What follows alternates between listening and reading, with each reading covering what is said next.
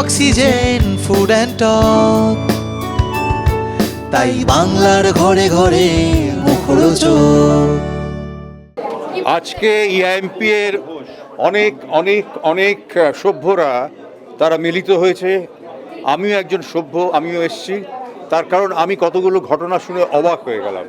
আমাকে কয়েকদিন আগে প্রসেনজিৎ বলল যে ওর প্রোডাকশনের বাজেট নাকি ইম্পাকে পাঠাতে হয়। এটা তো আমরা জীবনে শুনিনি। আমি এতদিন ধরে ছবি করছি, প্রডিউসার কেন তার বাজেট পাঠাবে?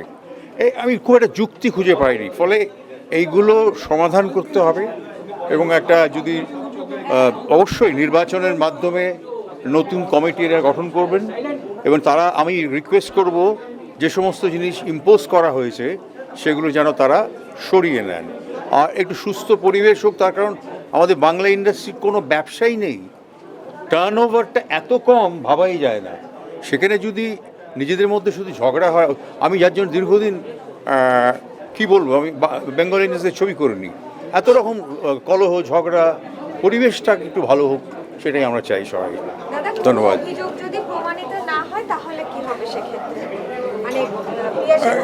না না, এটা মেম্বারে ঠিক করবে এবং ওদের কমিটি ঠিক করবে। তার কারণ হচ্ছে অভিযোগ যারা করবেন তারা তো নিশ্চয়ই কিছু ভেবেচিন্তেই করবেন, ফলে তার পেছনে তো একটা যুক্তি থাকবে। আর যদি অভিযোগটা ভুল হয় তাহলে কিছু করতে পারবে না, এটা একটা আইনের ব্যাপার।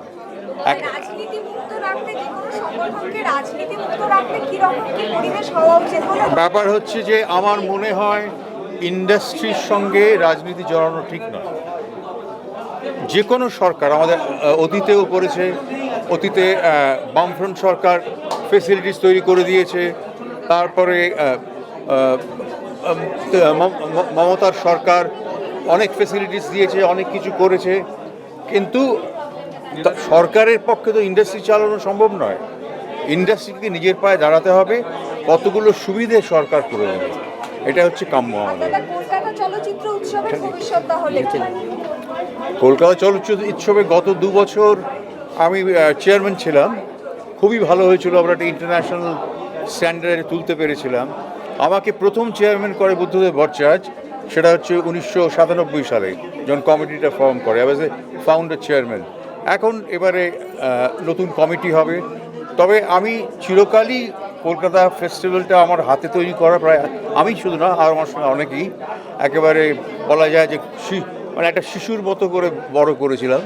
ফলে যে সরকারই আসুক একটা কমিটি হবে এবং আমি সবসময় আমি সেটা চেষ্টা করে এসেছি সাহায্য করতে, কন্ট্যাক্ট বাড়াতে, আন্তর্জাতিক ডেলিগেটসদের আনতে, ভালো ছবি আনতে।